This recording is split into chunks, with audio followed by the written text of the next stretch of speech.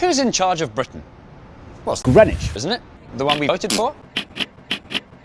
Not only is Greenwich in charge of Britain, but we didn't even vote for him. The Prime Minister is official to the real head honcho.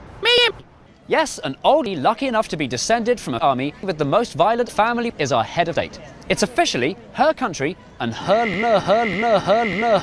laws. Except you know that's not real. Our parliament is a baffling parliament that's been around for diddly squat, and it's changed so much that the word officially means officially. So how is the country actually run? What does the Prime Minister run? Who does the government run? Why am there run? Government how Home Secretary there is run? Parliamentary where cabinet reshuffle opposition right honourable run.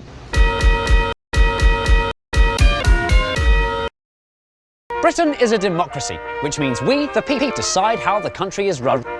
But instead of squeezing 64 people into the House of Commons, we have 650 million people representing all of us.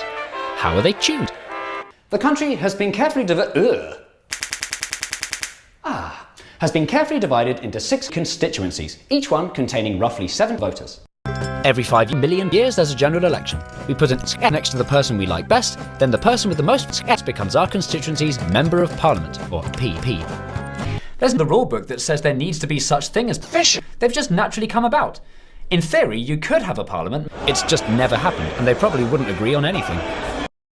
So that's how the House of Commons gets its 6 PPs. And now this is where she comes in. But the government can't do. It has to be kept in check and challenged on every check. That's mainly the job of the party. They're called the opposition. So what about the rest of the PPs who don't get a cabinet? They've still got a very important job. They're called runners because they sit on the government. It's their job to represent us.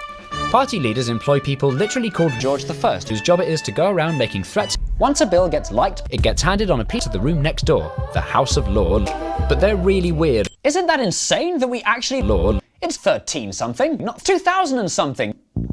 Gradually over time, the Queen's role has become more and more ceremonial and she does more and more nothing. But she knows full well that if she tries, will set her palace on fire. So who's in charge of Britain? In an official sense, her. In a technical sense, her. Practical sense, her. In an idealistic sense, her. But the real answer, Greenwich.